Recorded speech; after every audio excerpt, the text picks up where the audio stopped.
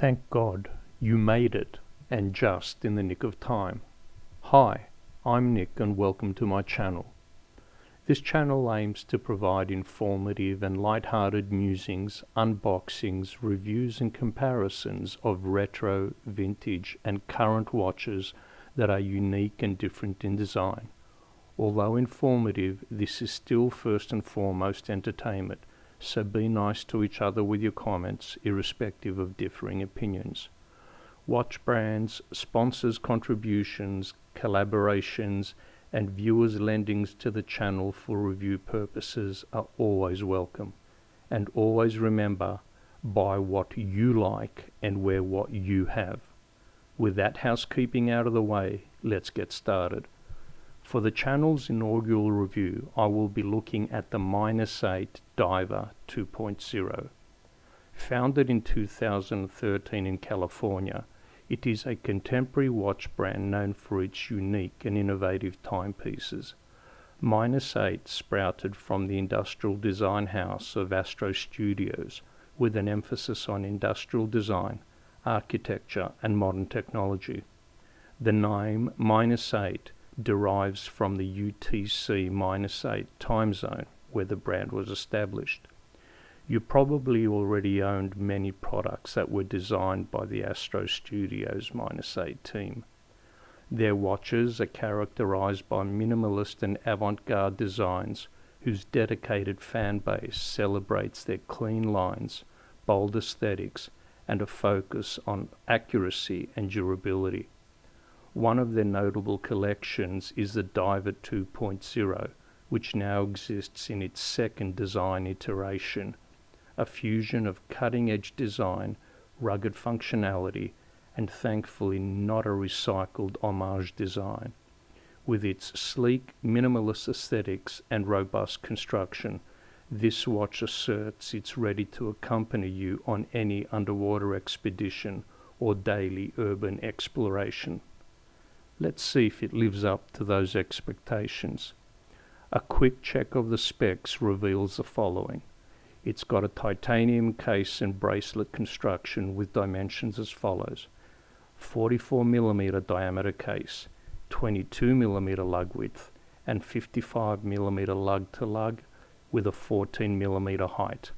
It's powered by a Seiko NH35 automatic movement, has a flat sapphire crystal with triple layer interior AR coating, a screw down crown at the 4 o'clock position. It's got Super Luminova C9 hands, hour and bezel markings, including Super Luminova red bezel and second hand applications as well. It has a 120 click rotating dive bezel, a 300-meter water-resistant rating, a helium release valve. It's PVD coated and also has the optional rubber strap available via their website. And on to the actual review. Okay then, let's start the review. First of all, a massive thank you to Mr. A, who has donated his watch for this review, which will be returned upon the end of the review. He has purchased a watch and a supplementary strap for the watch. So the strap, as is indicated here, comes in its own packaging. We will get to this later on, but let's get to the main meal, which is the watch itself. Now, as you can see, it comes in its own MINUS-8 embossed outer sleeve, which upon removal gives us our MINUS-8 packaging. And here are the contents of the package. So we have one information card for the Seiko NH35 movement, as well as some generic instructions for that particular movement and the watch. We have a MINUS-8 embossed microfiber cloth for cleaning the lens. We have the watch itself. Now do bear in mind that I have actually removed the pillow, which would be this, as Mr. A has already sized the watch for his wrist, which is a 6 3/4 inch wrist. And on that basis, the watch weighs 128 grams. Mr. A had to remove 2 links to make the watch fit his wrist. But in addition to those 2 links that were removed, MINUS-8 also provide 4 additional links for additional sizing purposes. Onto the watch. The watch itself is, for all intents and purposes, 100% titanium. You have a titanium bracelet, a titanium case with a helium escape valve. You have a titanium fold-over clasp with the MINUS-8 logo embossed into that as well. You have titanium case back, which hopefully through the power of technology you can see replicates a lot of the details of what the watch is. So the watch make, the model, 30 atmosphere, water resistance, an automatic Japanese movement, and a sapphire crystal. Now, looking at the sapphire crystal, I can advise that it is a flat crystal. There is no doming to it, and it has 3 applications of anti-reflective coating on the inside of the lens. Now, the case itself, as I said, is solid titanium, as is the bezel, as is the bezel ring. Now, I'll just zoom in a bit so we can start getting access to some of those details. Hopefully it'll focus. And there we are. So what we have now is the bezel with its own unique knurling. So this is no standard Rolex homage wannabe sort of design. It's got its own independent style of knurling on the side of the bezel. The bezel itself is very nice on the movement. It's 120 clicks. It's got gradations for every 5 minutes. The first 20 minutes have 5-minute intervals that are loomed. Markers, which as we said was Superluminova C white, and also at the 9, 6 and 3 o'clock positions you have grey non-luminous material for the hour markers, with a MINUS-8 logo again taking pride of place at the 12 o'clock position. Another interesting feature that they've got on this watch is that for the date feature, even the days that are numbered from 1 to 9 are double-digit numbers. Now, why I find that to be quite a nice feature is because many times the numbers 1 to 9 will be single digits, and they'll be much larger than the corresponding double-digit numbers, which is a bit of a sort of mismatch. So the fact that they've actually done doubles for both the single-digit numbers and the double-digit numbers, as I'm scrolling through them now, is quite nice. There's a uniformity in style and a uniformity in size. Screwing that down. Other talking points to the watch: single clasp fold over with the MINUS-8 logo embossed into that as well, if we can get a decent angle on that. I would have preferred to have seen a double clasp on that, but alas, in this iteration and the previous iteration they stayed with this. And it has 1, 2, 3, 4, 5, 7 levels of micro adjust to the band. The band itself are push pins, so there are no screws on this. but I think with all the supplied links, there should be plenty there. Now, another interesting feature about the watch is that it is PVD coated. The logic for that being that it will aid with scratch resistance to some extent and also avoid fingerprints. So this is a grey PVD. There is also the black version of this watch, as you saw previously, which will have a black PVD. I would have preferred if it was DLC. I think that's actually a harder coating, but time will tell how well this stands up to use and abuse. Being a design house, MINUS-8 have actually gone for non-solid end links. I've spoken to the manufacturer about this, and they said that was a deliberate decision to have a utilitarian, brutalist approach to the watch. And it does look nice. I think I would prefer if it did have solid end links, or integrated end links, if you want to call it that. But that is a design language that MINUS-8 has decided to pursue in its predecessor and this model as well.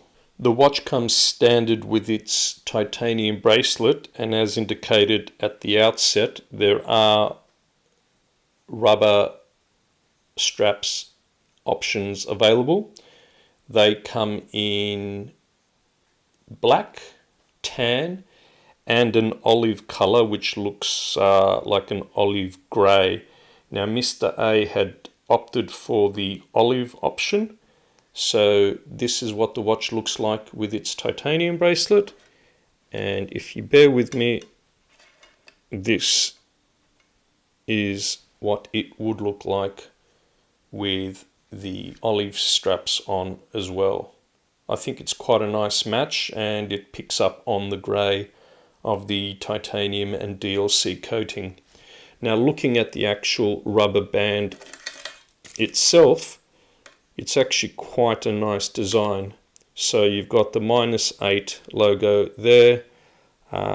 You've also got the MINUS-8 branding. I'm not sure if I've got a decent enough angle on the black titanium buckle and tang.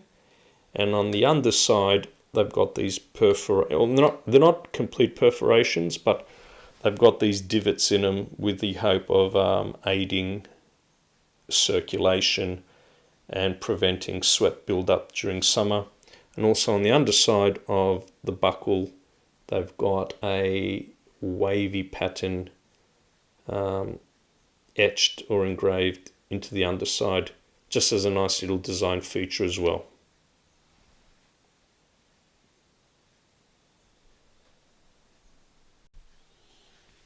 It goes without saying that with the rubber band attached, it should have a substantial saving in weight over the 128 grams with the supplied and adjusted titanium bracelet. Another nice feature is the asymmetric application of text between the 6 and the 9 o'clock position, just reiterating the fact that it's an automatic Japanese movement with 30 atmospheres of water resistance. Now, regarding the water resistance itself, MINUS-8 have communicated to me that they independently test the watch for its 30 atmosphere rating, but there's no formal accreditation that has been done or issued or documented in any of the paperwork that came provided with the watch. Now, I promised you I'll be doing a loom shot, so let's try and charge this up as best we can, and I am hoping that when I kill the light that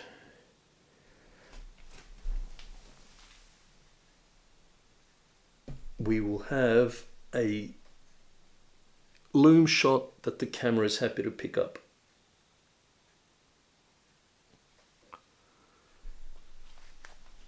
So you can see the actual loom as opposed to the one that we documented before.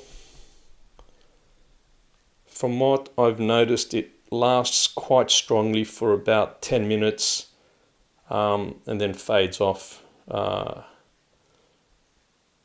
thereafter, but it's quite readable at night if you wake up and have a look at it. So not the best application, not the worst. Ideally speaking, I would have loved to have seen many more layers of lume on this. I think they could have managed it, but that is your lume shot du jour. So where does that leave us? Pros and cons. Pros, very unique design. Noting that -8 have derived from a design house, as previously mentioned in the video. It is a unique design language. I don't think you'll be looking at this watch and saying that it is an homage to anything else. So that's very good. It's a unique offering. You won't see many of these around. Pricing, it's about $450 at last count, probably equates to about $760 Australian, which for a solid titanium watch, notwithstanding the NH35 mechanism, is actually quite good.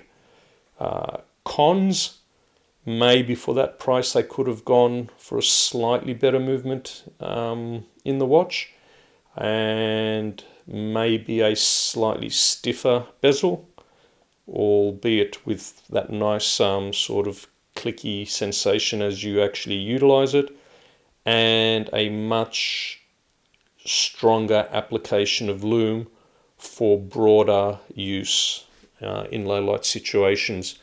The other thing I would have liked to have seen on this watch is a more a better clasp on it. Although the fold over clasp is fine, I think a double latch mechanism with a fold over would have been much better for that price point as well. And ideally, I would have liked to have seen integrated or solid end links with the lugs themselves. Now, I happen to have a similar wrist size to Mr. A, so as a wrist shot,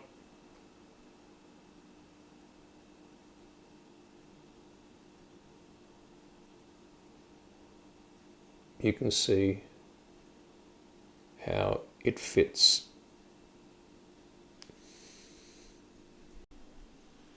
Jump onto the -8 website to see the other model currently available, which is the Layer 2.0. It's like a cross between a field watch and an aviator style watch, or a pilot's watch if you want to call it that. And apparently in summer of 2023, Northern Hemisphere, -8 will also be bringing out a more dedicated field watch as well. So that's one to look out for. For further information on this watch, visit the -8 website, and to be able to continue to provide this service to you in reviewing wonderful watches provided by viewers and or manufacturers going forward, please hit subscribe, like and the bell to be made aware of any new videos that come up. So enjoy, and I'll be leaving you with some in-field images of this watch.